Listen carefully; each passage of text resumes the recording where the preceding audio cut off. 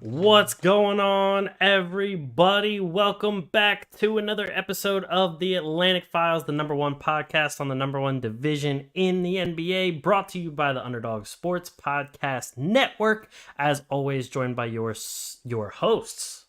Myself, Alex Fishbein, and I got Mike Bash with me today. What's going on, Mike? Not much. How you doing? I'm good. Just trying to survive the day before I'm about to just collapse due to fatigue. And that. Now, let me ask you something. I just noticed this. Is that Mhm. an autographed Julius Erving jersey It is by the doctor himself? by the doctor himself. How'd you get that? I won it in a silent auction. How how how much did that auction run you? 150. Oh, that's a steal. I know. So actually, I do have to give credit to Deanna because I was like, oh, nobody's bid on this yet, but like if I throw a bid on it, it's just gonna go up something crazy. Yeah. And I think the initial bid had to be higher than like 125. And she was like, screw it, just bid on it. So I threw 150. And then I was already like the next day, I think I got a call and they're like, hey, you won the jersey. So like, what's your address? I was like, shit, really? so, so yeah, that's how I got that. Okay. But Well, I there you definitely go. could sell it for something good. Yeah, but that's not something you want to sell No, not for sure. unless you're, struggling to make a mortgage payment or something. Yeah, exactly. Which I mean, I really hope it doesn't come to No, that. I agree. I agree. yeah. David here says my dad is sad he can't be on. First off, thanks for watching, David. Second off, we do have to give a shout out to Big Sexy. Dad is currently in the hospital right now, so we hope everything is going okay for them. Thoughts and prayers out to Big Sexy and the family and Dava and everybody. That definitely sucks. So hopefully he gets better, comes through. So shout out to them for any of you wondering where Big Sexy is. um yes. So we got basketball to talk about. Dava says he's on his way home. Well, if he does want to jump on, Dava, and you talk to him, let him know. He's welcome to jump on because we'll be on for a little bit. So if he wants to jump on and just vent, I know Dennis loves to vent about anything and everything. So you let him know we said that. Jaylen Brown gets Mister, I can't go left. yes, Mr. Only Right Hand, the one-handed bandit, gets $304 million and a 5-year extension. No players option. Also a trade kicker. And it's all guaranteed money, by the way. And that's not even half the money Kylian Mbappe got offered to play for Al Hilal in Saudi Arabia. Exactly. That's what I'm saying down here. Where's that Saudi money? But that's why I hate NBA contracts and what the NBA has become. Because all it is max contracts, max contracts, max contracts. And I don't get it. Like, I'd rather see in like uniqueness, not like, oh, you're a above average player. Okay, you get 5 years, $300 million. I'd rather see player A sign for 5 years at $23 million a year, and player B sign for 4 years and 200 million or whatever. You know what I mean? Like, or Right. 4 years and 31 million. There's no like individuality. It's like everything's a copy and paste contract based on whatever. Obviously, the dollars change because you have to hit certain parameters to get certain dollar levels and whatever. But it's like, oh, you're a good player, you get a max contract. It's like, no, I'd rather have it like football or baseball, where it's like you got to get creative to fit in the salary cap, not just like, hey, let's sign two max guys and then mid-level exception and then a this weird rule and this weird rule, and then a bunch of minimums. Like, there's no like, I don't find that interesting and fun.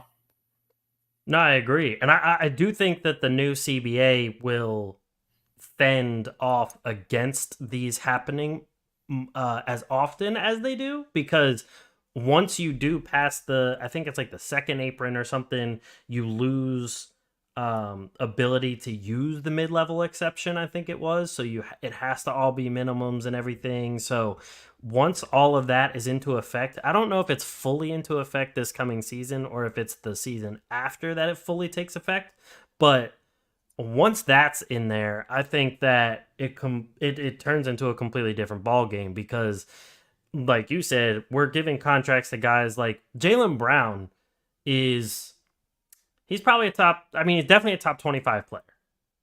But I feel like the 304 million mark should be reserved for top 10. Yeah, I agree. And like, it's crazy because like before this contract was signed, the largest guaranteed money in the league was Devin Booker with 256 million. So he got pretty much 50 million more guaranteed than Devin Booker. And on top of that, Jokic just got his max extension, which was 210. So he almost got almost 100 million more than a two-time MVP that just won the championship. Yeah, it's insane. And it's like, I was listening to Zach Lowe on the Low Post, and he was saying like, oh, now people are going to say, does Jaylen Brown really deserve this money? And it's the richest contract ever signed in NBA history. And does he deserve that? But like, it's going to happen. And he's all of a sudden going to be like the 10th highest paid in NBA history. Well, he shouldn't be the 10th highest paid in NBA history either.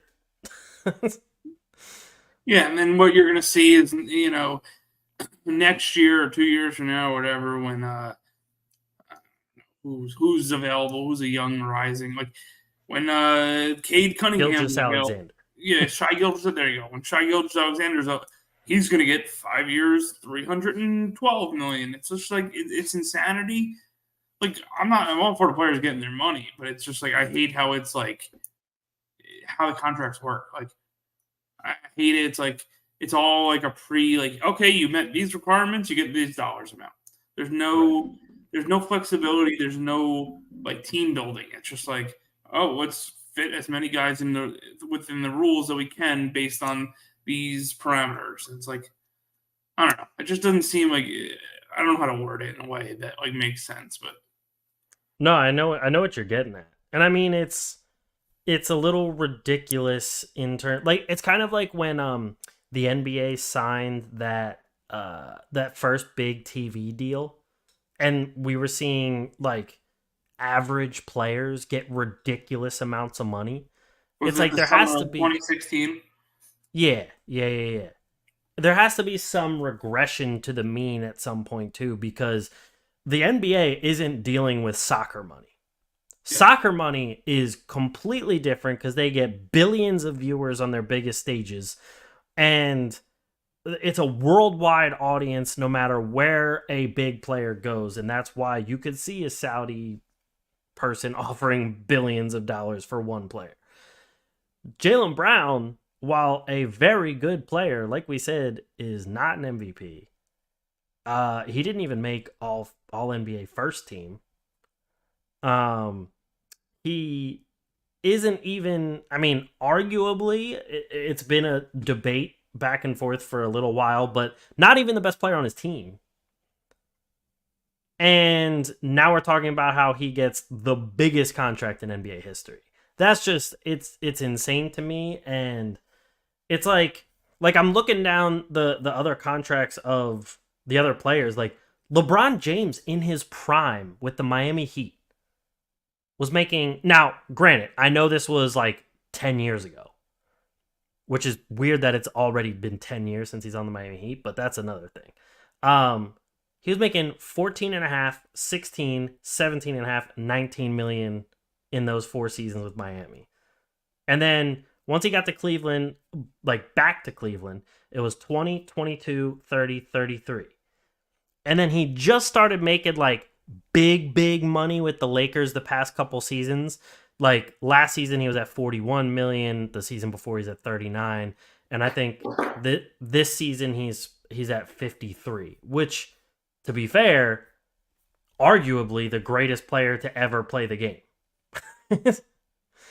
And you're telling me that like a person like LeBron couldn't get that type of contract, but Jaylen Brown can. Yeah, it just makes no sense. You know, it's something. I don't know. I forgot what you said. It's something due to change or will eventually change. I just don't like the road that we've gone down with NBA contracts. Yeah, no, I completely agree.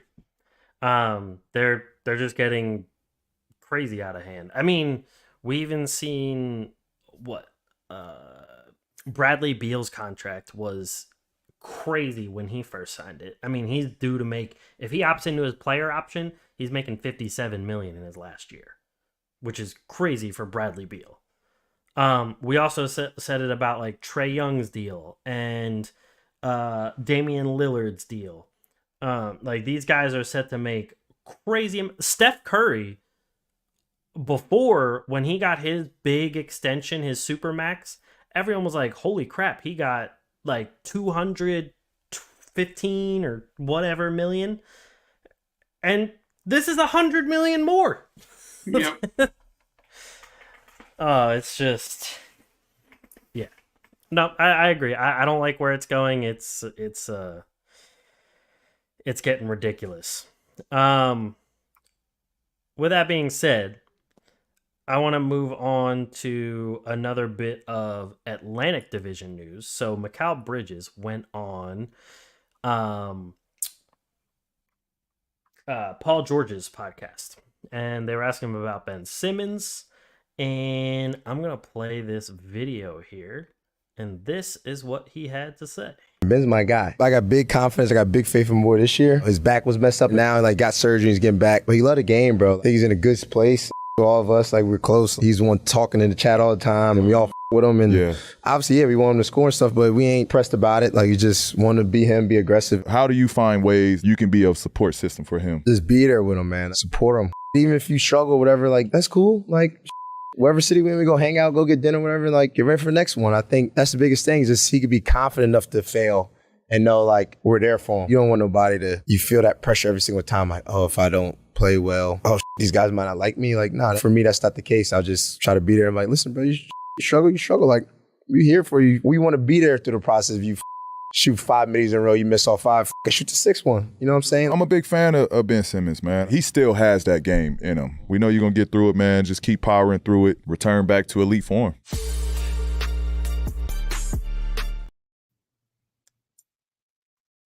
I mean,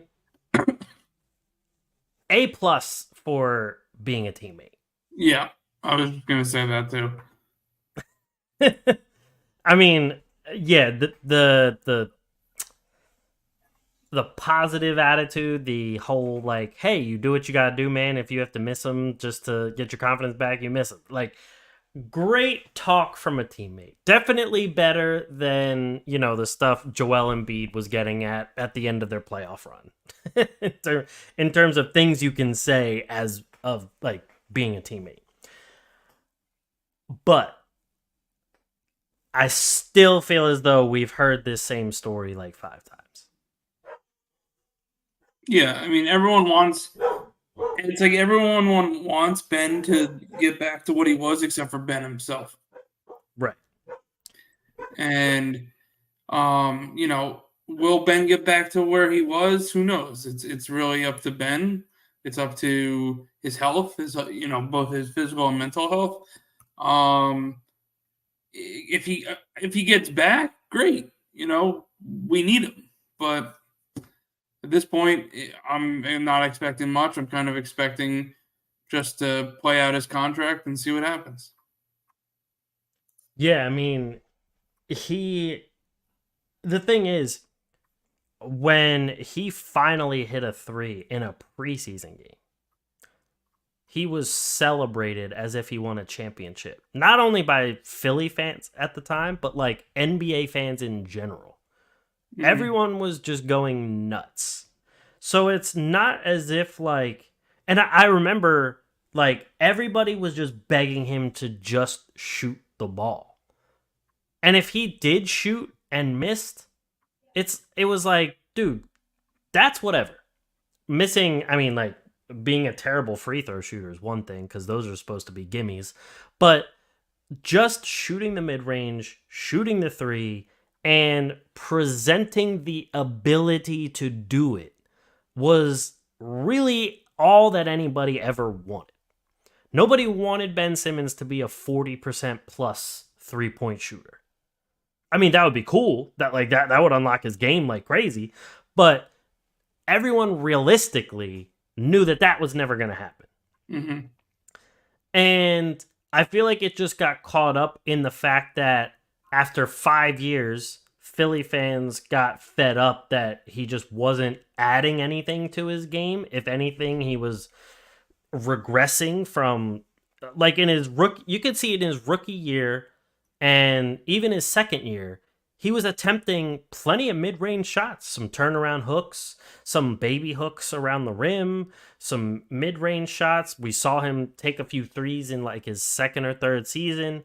And then from then on, he stopped doing that and literally would just drive to the paint and then kick out. And that was like his only move from there on out. Yeah. So I feel as though everyone has like been positive around him and been like, hey, if you mess up, you mess up, but like that's not the end of the world. And with Mikal saying it's being a great teammate, but I don't know if that actually changes anything. Yeah, I mean, it comes down to Ben just has to A, be healthy, and B, play loose. And I think if he's healthy, he can do that in Brooklyn because he obviously doesn't have – without KD, without Kyrie, and without being the number one overall pick on the team that you got drafted by, there's no pressure for Ben. And this team is not – I hate to say it, this team's probably not a playoff team. I mean, can they get to the playoffs? Sure. But a lot of that probably is determined by the success of Ben Simmons. But he's not going to come into this season with any pressure. And we all know that Ben cracks under any sort of pressure. So maybe we get the closest thing we can to the old Ben. But there's no prediction you can make right now. You just don't know. Right. No, I agree. And that's the thing. Like you said, it's kind of just like expectations are low, hope for the best. If he doesn't end up doing anything, well, you weren't expecting it in the first place. If he does finally start to show a return to form, then that's a great bonus. And with that being said, that just means like, dude, just go out there and just play basketball. Like nobody is expecting you to be the MVP next season. No one's expecting you to be the defensive player of the year or even an all defense and all NBA team. Like nobody is placing that expectation this coming year. Literally everyone's expectation is we hope to see you play basketball and at a level that you can stay on the court. Which is like a baseline bottom expectation. So there is absolutely no pressure for that. And I will say, I think best case scenario for Brooklyn is he shows a lot of promise again in the early goings of this season, and then they just trade him before it can get worse. Because especially like right now, I think this coming season and the season after are the only 2 years remaining on his contract. Yeah, well, I don't think they're going to trade him this year. If anything, he gets traded next year because he's like you said, he's an expiring contract. True. I mean, next year he definitely holds a little more value as an expiring. That's for sure. But I do think like, let's say by the All-Star break, we see Ben, putting up like 12 points, 7 rebounds, 8 assists a game. Like that's not bad at all. And that's something that like, especially if he's coming off the bench, that's a big value coming off of Granted, he's still getting paid a ton of money, so it's, it's a little like muddy water kind of territory there. But coming off the bench, that would be perfectly fine of a stat line to have. And in that case, it's almost like maybe you can sweet talk like another rebuilding team into getting you a package that then you could go and get another good player with. Or if the whole Dame Lillard trade still hasn't been done at that point, maybe you go get Dame. Like if your record is like, hovering around 6, 7 seed, you go get Dame and get up to like a 4 seed or something. Because Ben's shown promise. But you think Dame's not going to get traded before the season starts? I don't feel like it. I feel as though if a trade happens before the actual season starts, it's going to happen like right in the preseason. I think that's the earliest a trade is going to happen with Lillard. Because we know that the Blazers don't want Tyler Hero. They've been trying to get third teams, a fourth team, whatever they can into this deal so that they can find the things that they want. But the other teams that come into this deal don't seem to want anything to be a part of it either. Like, sure, some of them want Tyler Hero, but then they're going to have to give up something big to get Tyler Hero because that's what Portland wants. Yeah. So no one's willing to move all of that for Tyler Hero. They might be willing to move it for Lillard, but I think the only other team that Lillard would actually play for is Brooklyn. Even though he's been, like doing his whole scare tactic of like, oh, I'm only going to play for Miami. If he can go to Brooklyn and Mikal Bridges is still there, I think he would 1,000% play for Brooklyn. Yeah, I just don't know I don't think Brooklyn is going to make a move. I think Sean Marks is going to build with what he's got and keep his picks. I don't think Damian Lillard makes him a title contender. And I don't think, blowing up the future. Like, if we could turn a first-round pick into Tyler Hero, I'm all for it. I don't think trying to turn 4 first-round picks into Damian Lillard is the right move. No, that's fair. I think that's definitely fair. There's another star that'll become available that will fit our team and timeline better, but I don't think it's Dame. Cat? I would like Cat. I know Dennis hates Cat, though. I know. But there has been talk around Cat, like, they're entertaining offers for him. But the offer, like, they need something sky high for him. Yeah. Which, I mean, is also fair. He's like you can argue who's their best player between him and Anthony Edwards. And he's still young. So, I mean, after getting completely robbed in their trade with Rudy Gobert, I understand that they would want a lot back if they're actually going to trade Karl Anthony Towns. But yeah, no, there's probably going to be plenty of stars coming up that are all disgruntled with all the demanding trades and everything like that. Like, there's rumors of Joel Embiid maybe wanting to go to the Knicks of all places. Maybe he would even want to go to the Nets. Who knows? I mean, there's also, I feel like Julius Randle would kind of fit well next to Mikal Bridges. Now, he's not a superstar or anything, but I don't want Julius Randle. Just saying, there's always talks about him. Actually, that leads me into the next person. So on I think it was the Hoop Collective or whatever the podcast is, one of the ESPN guys were talking about how he thinks or has heard or whatever that there's no way that Donovan Mitchell re-signs and stays with Cleveland past his current contract, which I think is done after next season, not this coming season. Yeah, it's done after 2024. Right. So, I mean, Donovan Mitchell's what, 26, right? Yeah. Yeah, 26. He turns 27 in like a month. Uh so at that point he's 28, he's in the middle of his prime. I mean, that is another star player and a guard that Brooklyn could use, move Mikal Bridges to like the small forward position, something like that. I mean, Yeah, I mean that's the kind of guy that they would I would think would be a better target than a Damian Lillard. And if you're Cleveland, not they're gonna go all in this year because right. that's the case. They know they're not getting him back after this year. If you know you're not going to get him back, you still have Garland, Mobley, and maybe they might trade Jared Allen, but Garland and Mobley will be their 1-2 for 10 years.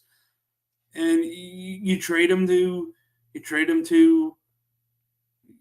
Brooklyn. You're going to get Ben Simmons back because it's an expiring contract after this year, right? And you're going to get at least 2 first-round picks. And then we'll probably have either Derek Whitehead or Noah Clowney as a young player that's like an ascending young player, right? And then something like that's going to be your trade pack. Obviously, I'm not saying that's the final trade package.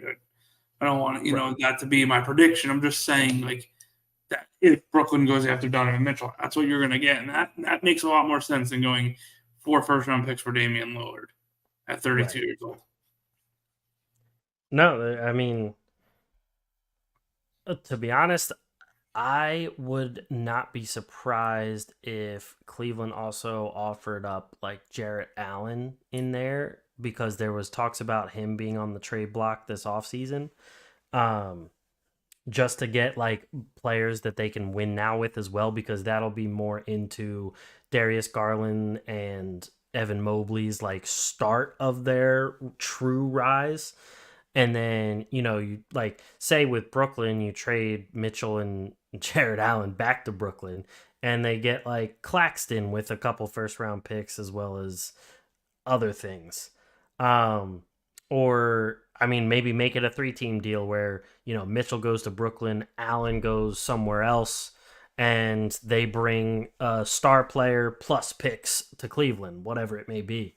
I think there's a few different ways they can definitely go there.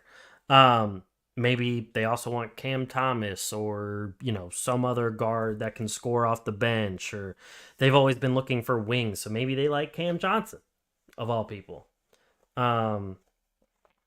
They definitely have a lot of ways they can go because the team right now, you have 2 pieces on both sides of the front court and the back court. Now you just need to fill in the rest if you're getting rid of Donovan Mitchell, especially their bench. Their bench has always been an issue in Cleveland. So that's a big part of they're going to want to bolster a lot of different areas if you're trading that big of a superstar. But I do think that Donovan Mitchell's best move would probably be to stay in Cleveland because Garland's getting better, Mobley's getting better. Say they do end up trading Jared Allen for like a wing player and moving Mobley into the center spot. I think that right there upgrades the team and makes them an even bigger contender. I like Jared Allen. I like what he brings to the table, but I think Mobley can give you the best of both worlds in terms of offense and an elite level of defense. And then the biggest need is obviously a wing because they've been trying to throw guys in there like Okoro and Lamar Stevens and Osman and all those guys who obviously aren't good enough to be starting wings in the NBA. So, they bring in some sort of wing like I don't want to say like Mikal Bridges because obviously that's a huge upgrade, but some sort of wing that can actually give you like a third option type of player would be just huge for that team. So if I'm Donovan Mitchell, I'm probably personally I would stay there. But the other thing is, like we talked about with the salaries and everything, with that new CBA, that kicks in when you start to have to pay Garland and Mobley their extensions. So maybe at that point, Cleveland's like, we don't have the money to pay all three. Yeah, Cleveland's just not the market that they're going to be able to be like, screw it, we could pay $400 million in luxury, you know. Right. It's not Golden State that you've won 4 championships with these guys, you know. Right. And you don't have LeBron anymore. Yeah. It's not the same. But say he does get traded, where do you think he goes? Mitchell, Yeah. one of the 2 New York teams, one of the 2 LA teams, and Boston. No, Boston won't be Boston. One of the, you know, it's the usual. New York, LA, Miami. I mean, yeah, those are definitely the biggest ones. I would. I'll throw a wrench in there and say San Antonio. Okay. I wouldn't rule out Indiana or Sacramento. Okay. I don't think Mitchell's going to want to sign there, though. He's a New York City kid. Well, no, not in terms of signing. I just mean in terms of if like another team want like almost if like they want to go like a Kawhi route, get that one big guy for a year with the rest of your core. Yeah. I mean, Sacramento has a lot of guys on their bench that are still young that they could offer plus picks. So that was my main reasoning for that. Same with the Pacers. I mean, they have a bunch of guys, a bunch of young guys now as well that they could offer in return for him. But that also depends like where Cleveland wants to go. Obviously, you don't want to blow it all up because you still have Garland and Mobley, which you still want them to be able to thrive and everything. But you can't. There's never really been a trade that's like superstar for superstar, and both teams end up benefiting from it. I feel like the only trade that ended up turning into superstar for superstar that was the most even trade is Doncic for Trae Young, but that was because it was on draft night and they're both rookies, so nobody knew what they were going to turn into. Yeah. Yeah, that's the one of recent memory. I'm trying to think if there's any other. Well, I mean, Kawhi for like DeRozan kind of worked. But San Antonio, like, scraped into the playoffs, lost, and then never made the playoffs since. Yeah. Yeah, I guess it definitely worked for Toronto. Side note, 22 minutes into the Inter Miami game, and Leo Messi already has 2 goals. Already? Yeah. So he's played a total of 7 in his first 75 minutes of MLS soccer. He has a hat trick. That's just insane. I saw his game-winning goal. That was crazy. Yeah. Of course, it happened in his very first game, too. Exactly. Ridiculous. I was looking up tickets for whenever Philly plays him, and they're astronomical prices. Yeah, I don't think it's like $400.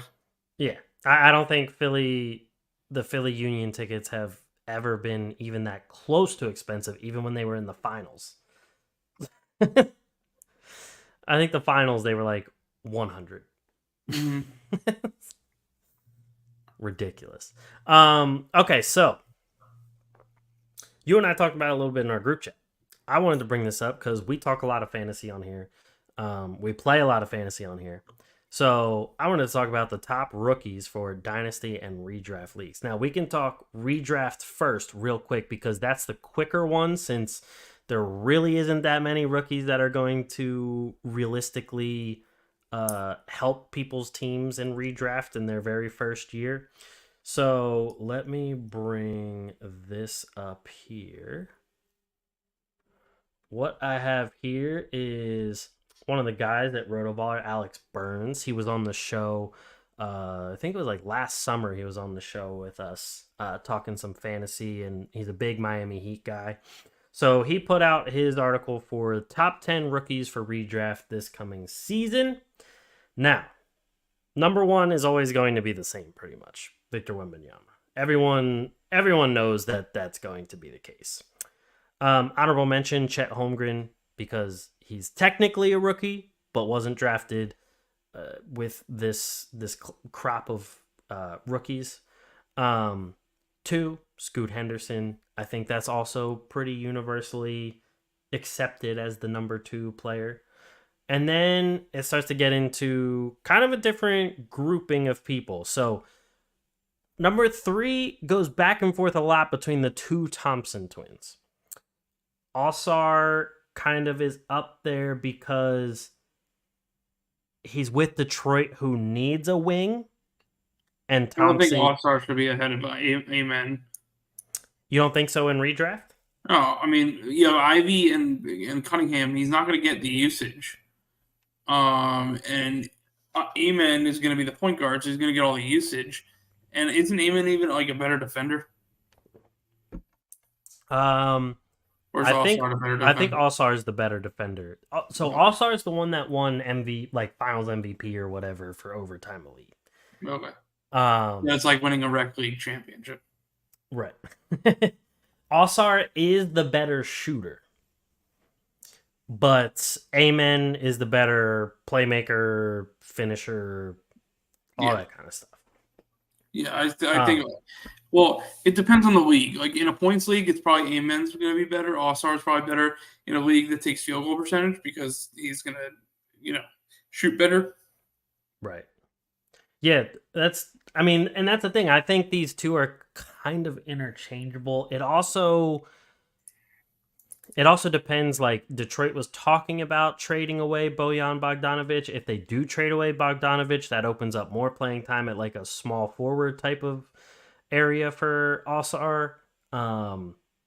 So like I feel like he has a better path to minutes right away because Amen now with the addition of Fred VanVleet, they have Dylan Brooks, they have Kevin Porter Jr., Jalen Green, there's also Jabari Smith Jr., there is Tari Eason, there's Jayshawn Tate, there's Jeff Green, Cam Whitmore.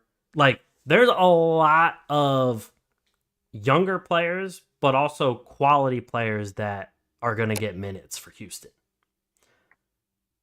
So, I can see Alsar being like that number 3 spot just because he does have a little bit clear of a path to playing time. But Amen, if we're talking like, if we're going to just completely say like they're going to get the same amount of playing time, I would put Amen above him as well. Mm-hmm.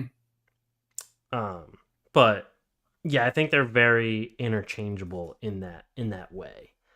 And then after him is Brandon Miller. Alex Burns has him there at number 5. He was the 2nd overall pick. I don't know.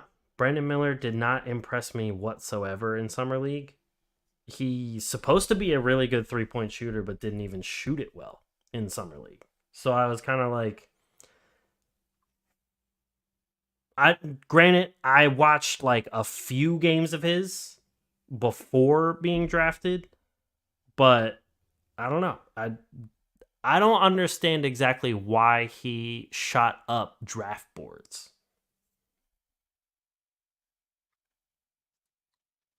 Brandon Miller? Yeah. Well, he's what, 6'9", he can shoot, he can dribble. I mean, he's your prototypical NBA wing from a size and skill standpoint. I think he does lack that top level, like that elite athleticism, but I think he'll be fine. Maybe he was overdrafted at 2 and should have went maybe 4, but I'm not worried about Brandon Miller. I think Brandon Miller will have a pretty good, especially with LaMelo Ball there. I think Brandon Miller will have a good season and a good career.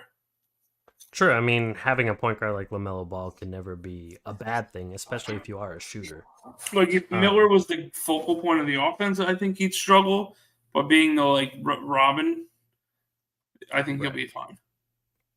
That makes sense. I got you. So now we get into like the 6 through 10. So for redraft, we just have the top 10, like I was talking about. He has Grady Dick here at 6 and Jarris Walker at 7. Grady Dick, I definitely think especially in a points league, I think he can do well because Toronto is kind of in a state of flux.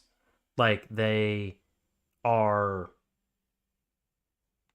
they don't exactly know whether they're competing or rebuilding yet because they don't know what's happening with Pascal Siakam. They don't have Fred VanVleet anymore, and they signed Dennis Schroeder as the starting point guard. The only other like shooting guard, small forward that would be in the mix with Grady Dick would be, I can't even think of his name. He was on Portland and got traded to Toronto. Gary Trent. Yes. He's the only other one that like kind of fits in the same spot that Grady Dick would fit in. Grady Dick's a good shooter. He's got a good frame. I think he'll do pretty well, especially in the first year. Especially if he can, find his rhythm in the NBA speed. I think he could do pretty well for a redraft. Yeah, Grady. I don't know what to think of Grady, right? I didn't watch a lot of Kansas. I know he's a good player. I know he's got good size. I think he's gonna struggle out of the gate. Just A, between the makeup of that team, and B, being that he's not. I don't think he's an NBA like step on the floor day one kind of guy. Right. Walker, on the other hand, is like he's not gonna be a star in terms of like he's gonna get you 20 and 10, but that guy is gonna get you like 15, 8, 4, 3, 1.5. Like he's just gonna be all over the place. I do like what I see out of Walker. Yeah, I think Walker's gonna be great. Like great for fantasy, maybe not like his upside in the NBA is probably not like much. Yeah, maybe he'll make an All-Star game team or two, but he's not going to be like a MVP level guy. Keeson Wallace is the kid out of Kentucky. Yes. Okay. Yeah, I mean Kentucky guard. That's John Calipari. Every time he sends a guard to the NBA, they usually end up being a star. So Jamal Murray, Shai Gilgeous-Alexander, John Wall, De'Aaron Fox. De'Aaron Fox, Tyrese Maxey, Keeson Wallace. Maybe not as good as Shai Gilgeous-Alexander, but he can, at worst, he could be like another like Emmanuel Quickly. True. I mean, and him coming off the bench with like Trey Mann. I mean, the only thing that worries me with Oklahoma City is they do have a lot of guards. Yeah, but but they're still young. They're gonna play all their young guys. Oh, for sure. I mean, they definitely are one of the up and coming teams. Like, I think they could really fight for a playoff spot. I definitely make a play in, but I think they could definitely fight for a playoff spot before the play in even gets there too. Yeah. And then at number 9 and 10, there's Taylor Hendricks and Leonard Miller. Leonard Miller was kind of a late guy to jump up some fantasy rankings, especially from Summer League. But Taylor Hendricks is a guy that I really like. He didn't play in Summer League or anything, but I've watched a good bit of his film. I think Hendricks is, especially out of like the later guys, I think he's going to be really good. I think Hendricks is a really good player. The problem with Hendricks is, and they kind of say it in this thing, he's Jarris Walker with less opportunity. He's got John Collins and Lauri Markkanen and Walker Kessler all in that front court in front of him. True.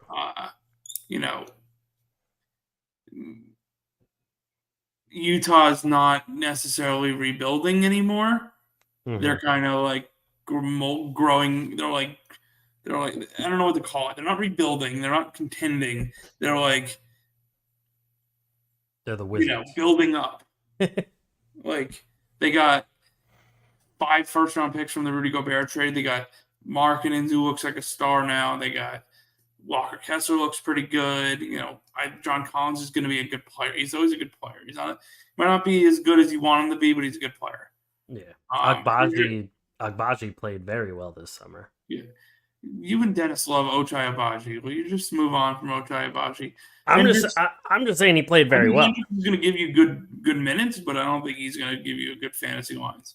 Unless, of course, somebody goes down with an injury. Right. I think Hendricks is built more for a dynasty rather than a redraft. Mm-hmm.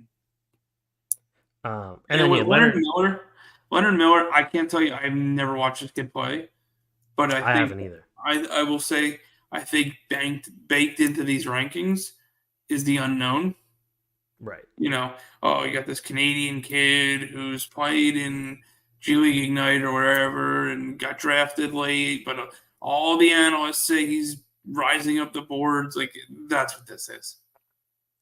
Yeah, whether it's me, you, or Alex Burns, none of us have ever watched this kid play. I think a big part is how well he did play in the summer league too. Yeah. Like that was huge, and the fact that like the Timberwolves have nothing that great to write home about, especially with the whole Gobert fiasco and everything. Like, they needed something good. Leonard Miller came out, had a great showing, and now it's like, oh wait, maybe this kid has something. But at the same time, as Alex points out here, there's still Kyle Anderson, Naz Reid re-signed, Jalen McDaniels is there, Rudy Gobert is still there. Like, there's a lot of guys still in front of him too. So I don't know. To put him at 10 in the redraft is a bit of a reach for me. Like, I'd be putting somebody like Anthony Black or Derek Lively or maybe even like Keontae George. Like, I'd be putting one of them more at 10 for a redraft rather than Leonard Miller. The good thing is Dennis doesn't have any draft picks, so he can't steal any of these guys from us.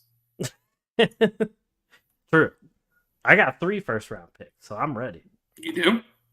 Yeah, I have 3, 9, and 10. We might have to make a trade. You might have to talk trade. Nas has already tried to make a deal, and there's nothing I liked from him. So maybe you have something I like. I will go right into the dynasty since we're talking about our league a little here too. So I was the one over on Roto Baller to put together some dynasty rankings for just the rookies. And again, the top 3, top 5, more so top 5 are pretty much cut and dry. I would say like 1 is clear, 2 is clear, and then 3 through 5 is like another tier that are kind of interchangeable. I had Brandon Miller above Osar just because of like immediate playing time with somebody like LaMelo and everything. We don't know what Cade Cunningham exactly looks like just yet after his big injury and missing almost a whole season. And there are other guys in Detroit that, young up and coming guys. Jalen Duren is still up and coming there. You got Jaden Ivey and everything. So threw Brandon Miller in there, but I think that those two can kind of be switched back and forth. I'm a believer in Anthony Black. Maybe I just have a problem in believing in Orlando draft picks. But even though Anthony Black didn't have a crazy good summer league, I think he long-term can be good because a lot of the guys that they drafted, especially in terms of like shooting guard, I don't think they're going to pan out at all. Like, out of the guards in Orlando, I think the one I have the most confidence in being a serviceable and maybe even a starter is Markelle Fultz. Cole Anthony is kind of just there to me. I think he's more of like a 6-man. Suggs, I feel like is just, I don't know. Suggs, I had some hope in him at one point, and now I'm just kind of like, I don't think he's going to amount to really anything. Yeah. So I think that opens up a lot of time for Anthony Black. And then I told you I really like Taylor Hendricks. I have him at 7 there. And then that's when I put Lively, Walker. Like, I have all those guys before I even get to Leonard Miller. I have Leonard Miller down at 16 and I put him at 16 because like he did have a good summer league showing. But there's still a lot of guys in Minnesota that are above him. I think they'll stay above him for a while. And Lively, I think, is exactly what Dallas needs in terms of a center. A good rim protector, defender, lob threat. If he expands his game, that makes it even better, but that's a thing for the future. Still 19, obviously. Like, I think he's perfect for them. We just talked about Jarris Walker. I think he's a great player for them. Koulibaly, I think if he turns into what everyone's saying he could, being a project player that he is, former teammate of Wembanyama over in France, I think the sky's the limit for that kid. I mean, he has a lot of the like frame and everything of a great NBA wing that could be a very good two-way player, but obviously just very rough around the edges and a longer term project, still being 18 years old. Cam Whitmore, we all know Cam Whitmore should have been drafted higher than 20th. Yeah. I mean, it's a given for him. We talked about Grady Dick. Keontae George, I think is kind of getting slept on in terms of fantasy because I don't personally believe that Jordan Clarkson is going to be with Utah for that much longer. I know I'm pretty sure he got an extension, but I don't think they're going to keep him for all that long because he does not fit the age group or timeline of the rest of the team. He's already in his 30s. The rest of the guys are like mid-20s. Yeah. So that's just going to free up more time for Keontae George. Especially, we have no idea what Colin Sexton is going to be like. They've already explored trade options for Sexton. And that leaves George. Kobe Buffkin, I had him up at 15 just because of his potential. But in Summer League, he kind of looked bad. But I still think that, just his previous film and everything on top of his potential ceiling still leaves him up there. I probably should have dropped Noah Clowney lower, to be honest with you. Your guy, Noah Clowney, and I'm just saying your guy because he's on Brooklyn, but Clowney had a terrible Summer League. Like, one of the worst I've ever seen. Yeah. I know. We didn't. We'll see what happens with Clowney. I mean, he's young. Out of your list, I mean, I don't want to give away all my secrets. So, because we do play in the same league. But I will say I am higher on Jalen Hood-Schifino than you are. I'm higher on Chris Murray than you are. I'm higher on Gregory Jackson than you are, and I'm higher on and I'm lower on Bryce Sensabaugh than you are. I'm also lower on Nick Smith, but I just don't see the opportunity for Nick Smith. Yeah, I put Nick Smith up there, especially because of what he showed me during Summer League, but also this is another thing that I guess I'm kind of looking into the future of the Charlotte Hornets. I don't see them holding on to wow, I can't. Everyone's names just keep escaping my head. The other guard next to LaMelo Ball. They used to play for Boston. Rozier. I don't see Rozier staying with the team that much longer because I don't think he fits their timeline as much either. So after LaMelo Ball, I mean, they really don't have many other backup guards. Yeah, I guess.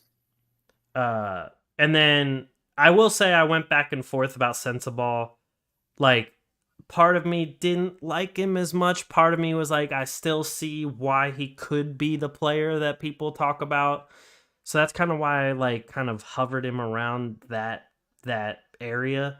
I wouldn't be mad at anybody that had him lower. Hood-Schifino, again, I think played well. But to me, you just have to wait longer for him to really make any sort of fantasy impact. Not saying that that's a terrible thing, but with a team like the Lakers,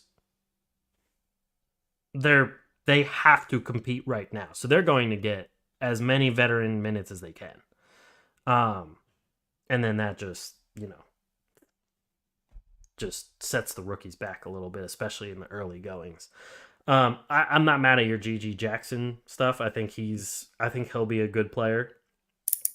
Chris Murray, the main reason why I didn't have him higher is mainly because of age too. Like these other guys have a lot more potential being a younger player and like having a more extended period of giving you better stats. Whereas like him and Jaquez, however you say his name, older, they're like solid. I think they're gonna be solid, but in terms of like an entire career and like like looking into the future for like the next 5 to 7 years, I think the other guys are just gonna have a better time. And I remember you saying there was somebody down here that Jordan Walsh. Jordan Walsh you were higher on. The main reason I didn't have Jordan Walsh as high is because he's a forward on the Celtics. Bless you. Which, like, there's Jaylen Brown, there's Jason Tatum. I mean, even Derek White plays some forward in there. I do like James Najee as a rim runner. I just don't know if he'll have enough offense to be any sort of like impact guy, and if he'll ever get ahead of Mark Williams. That's true. Apparently Mark Williams has some health issues going on, so I don't know what Mark Williams is going to be like by the time the season comes around, but I agree with you for sure on James Najee. Marcus Sasser, I think, is an interesting player, especially like you see him put up 40 in Summer League, and it's like, all right, the guy has some scoring talent, but again, with the Pistons, it's like Jaden Ivey and Kate Cunningham. They're playing most of the guard minutes. After them, I mean, sure, there's some like iffy backups, but like I just don't see him really breaking many minutes. And then, sorry. To click on. Oh no, you're good. I didn't. Olivier Maxence Prosper. Prosper. Yeah, he was okay. Like, I feel like other people have him higher than I do, and I was just like, he was all right. I don't think there was anything to like be crazy about. And then after them, I think the person that really showed the most promise out of like the bottom 10, Amani Bates had a great summer league. Yeah, I mean, he's the guy that was like the former number one recruit. You know, if he ever gets his shit together, he has the upside to be something, but we never know what'll happen with him. Exactly. And I remember Smith was the guy who was supposed to go higher in the draft last year, and then he went back to school. Yep. I mean, Terquavion Smith definitely showed some solid like shooting mechanics. Some very good athleticism. I do like the fact that the Sixers signed him to a 2-way deal. So I like that they, have a possibility there. Seth Lundy, I do also like as an older player that can actually give you some like almost, one of those guys. 3-and-D. 3-and-D, and those 4-year players that can give you a little bit of upside. So I do like that as well. So moving into our last thing here. This phenomenon has been going around everywhere. I'm sure you've seen it. It's like the grids where it has like multiple teams and stuff, and you gotta guess the players. So we used to have like some different things going on. Oh, Maggie here says, "Yo, Alex, what's up, Maggie? Thanks for tuning in." That's Deanna's sister. So I figured we could throw it up here. Let's throw some. I know you and I can come up with some players. We have some NBA knowledge. So let's put this up here. So we will play the grid. So when this on the column that's 20 plus points per game for a qualified season, they had to have worn They had to have done it Yeah, I know how it while works. I being know on how it the team. works. Okay. So, where do you want to start? Let's do.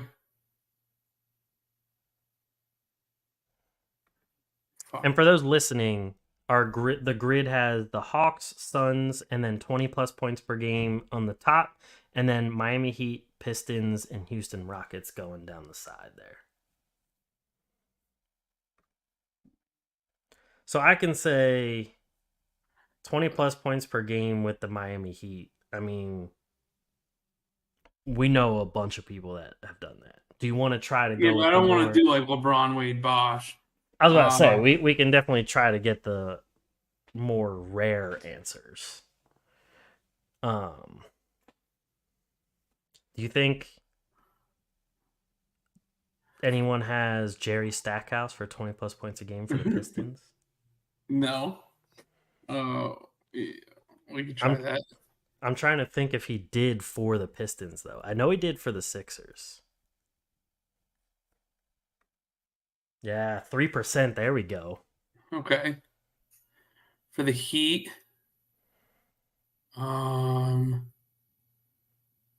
That's a good... who was the running mate with besides Wade and Beasley? Who was there? Like at the same time? Yeah. Ooh, there's a lot of people there. There's a lot of older guys too. Like there was Gary Payton and like Jason Williams. Michael Beasley never had 20 points per game anyway. No. There's Deion Waiters. I don't think he had a 20 point per game season. Well, remember that one season in Miami that Deion Waiters just went off? I don't think he had 20 points per game, but there was one season I know he did crazy in Miami and got another contract. Miami, 20 points. I mean, yeah. You have Shaq. Oh, yeah, there's Shaq. Did Alonzo Mourning ever average 20 points a game? I don't know. What about Tim Hardaway? Didn't he play for them? He did play for them. But I don't know if that was at like the end of his career. We can try it if you think, though. Yeah, let's go for it. There you go. Tim Hardaway, 4%. All right, Houston Rockets. I mean, there's obvious ones for Houston. McGrady. Yeah, McGrady, Harden, all of those guys. Steve Francis. Did Westbrook average 20 that one season he played for him? He might have. Wait, hold on. I want to see if this is. Where is it? Oh, I'm in best. God damn it! I'm in baseball reference. I have one that's obscure for Houston, but I don't know if he averaged 20 points a game. He did. That was what I was thinking. Kevin Martin. Oh, I forgot about Kevin Martin. That's 1%. Let's go. That's a good one. Houston Rockets, Phoenix Suns. Houston Rockets, Phoenix Suns. I mean, there's Charles Barkley, which is probably going to be a big guest one. Yeah. We could also go with Steve Francis. Never played for the Suns. I know he changed teams, but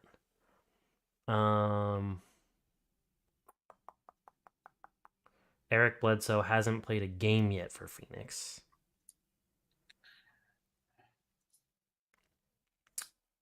Trevor. Oh, I got one. Trevor Ariza? No. Shane.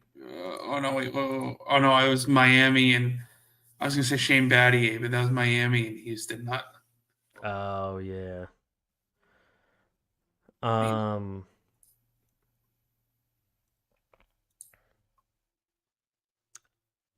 There was. I feel like Luis Scola probably played for a couple of those teams. Oh, he definitely did. He definitely played for Houston. I know that. And he played for Phoenix. Did he play for Phoenix? Yeah, he probably played for Phoenix. He did? Luis Scola. All right. Houston and Phoenix. Oh, another 1%. That was solid. Okay. All right, let's just stay on the Houston Rockets then. Houston and Atlanta. There's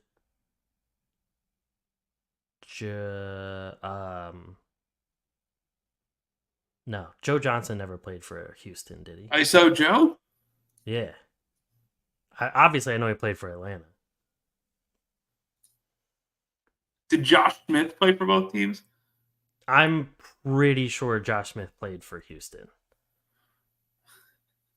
If not, I got an obscure one, but it's because I'm cheating. I'm almost positive he played. Well, we're going to use the non-cheating one. Let's throw him in there. Yeah, Josh Smith. 9% still isn't bad. Obscure one was? Oh, God, who? Hilton Armstrong. I don't even know who that is. he was from UConn. Oh, God. All right, so we got 4 people left. Detroit and Atlanta. Well, didn't Josh Smith play for Detroit and Atlanta? He did also play for Detroit. I don't think we can use the same person twice. Okay. Did Joe Johnson know? Joe Johnson might have at the end of his career. Did he? He might have.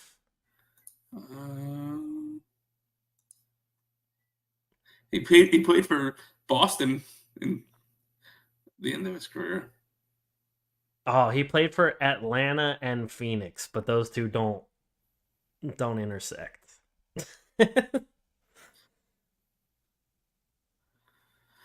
Wait, no, he did play for Houston. Who? Joe Johnson. Yeah, We already got Houston and Atlanta. What about But he Marvin did- Williams? Marvin Williams? He did not. Oh. Jeff Teague? Oh, Jeff Teague definitely did. Atlanta? No, he didn't play for Detroit.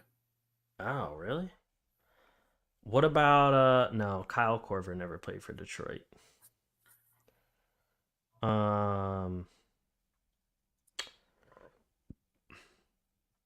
Did somebody like weird from Detroit's championship team play for Atlanta? Like did like Big Ben, did he play for Atlanta? Or like Rasheed Wallace? Wait, No. Tayshaun Prince. Where did Tayshaun Prince play? He Not played in after Detroit. Played for Detroit, Memphis, and Boston, and Minnesota. Damn. I thought he might have been one.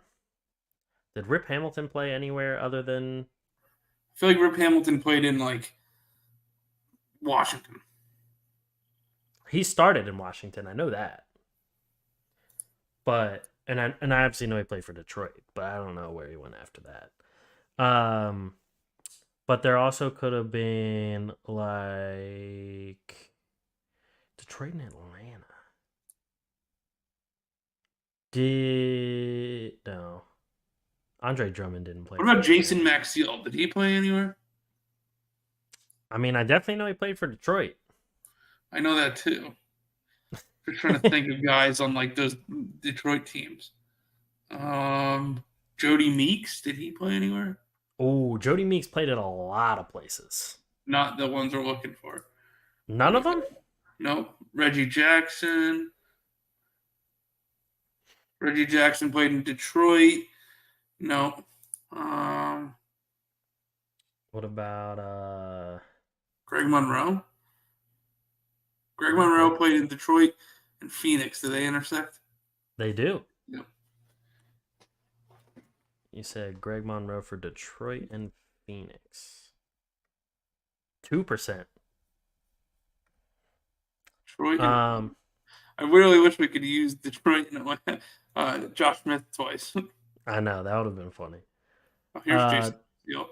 Jason Maxiell played for Detroit, Orlando, and Charlotte. Detroit, Orlando. Okay. Detroit and Atlanta. Are we looking for Detroit and Atlanta? Yes. Austin Day from Gonzaga. 6'11", wow. skinny guy. That's a name I haven't heard in a long time. Let's see. Austin Daye, right? Yeah. 0.1%. So we have Heat Hawks and Heat Suns. So Heat Hawks and Heat Suns. Did Damari Carroll play for the Heat? Oh, No. No. Who else did he play for? Not the Heat. Oh. Wait, did Thabo Cephalosha play for the Heat? not that I remember. I don't Did Kent think so. Bazemore play for the Heat? No. Did Mario Chalmers play for anybody but Miami? Maybe like a. Or what Mario about Chalmers- No, he played for Miami and Memphis. what about Norris Cole? I looked him up already. Oh. What about the other guy from UConn that What about Sean LeBron- Marion? Phoenix, Miami. he didn't Ben play Gordon? Miami. Ben Gordon played in Chicago. I know that. James Jones, did he go bounce around? Phoenix, what do we need? Phoenix and Miami. about- James Jones. Phoenix and Miami? Yeah, he's the GM now there. He played there too? Yeah. James Jones. 3%. And What about Hawks- So what the I was Hawks just- Heat got? I was just thinking of somebody for Heat. What about James Posey? James Posey. Did he? I don't. He I played for remember him the as Heat. a Celtic and like a. What do you call it? I know he played for the Celtic Heat. and a Pelican or a Hornet. I don't know if he played for the Hawks, but I know he played for the Heat. What about Alonzo Mourning didn't play for the Hawks. I always come back to Alonzo Mourning. What about I'm trying to think of like the obscure players from did Jason Williams ever go to the Hawks at some point? In like the end of his career? Jason Williams. No. Ricky Davis. Oh wow, Ricky Davis. No. What about damn, this one's tough. Dwayne Dedman. I feel like he did. Hold on, Dwayne.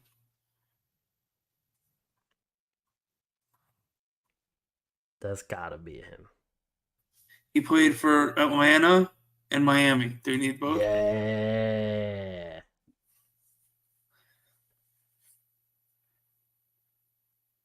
Rarity score of 45. Is that good?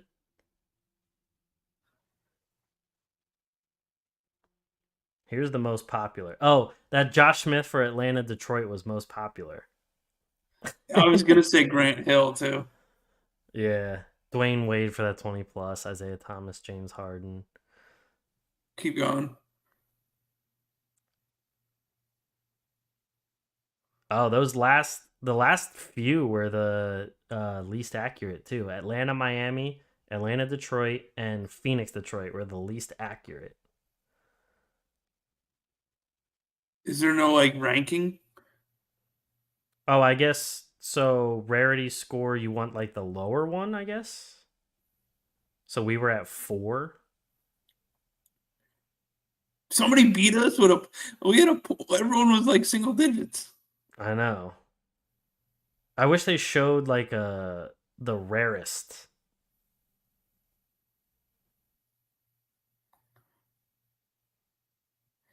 But I thought they do like ranks. I think that's a different one. Oh. This is the one straight up by Basketball Reference. There's also one by like it's called like Crossover Grid. that has like an actual rank.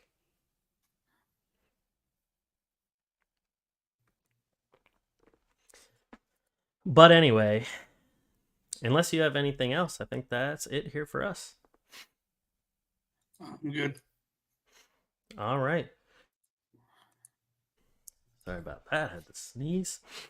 Well, thank you everybody for listening and watching another episode of the Atlantic Files, the #1 podcast on the #1 division in the NBA, brought to you by the Underdog Sports Podcast Network. Make sure you subscribe on YouTube below. Hit the bell for notifications and let you know when we go live. We normally go live every Tuesday at 7 p.m. That's our normal time. Sometimes it goes back and forth.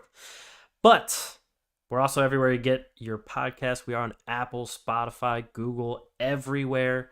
On Spotify, you can also find our video. We now have our video coming up for our podcast on there, dating back to like a good bit ago. So check those out on there as well. Thank you if you share with a friend. That helps us out a lot.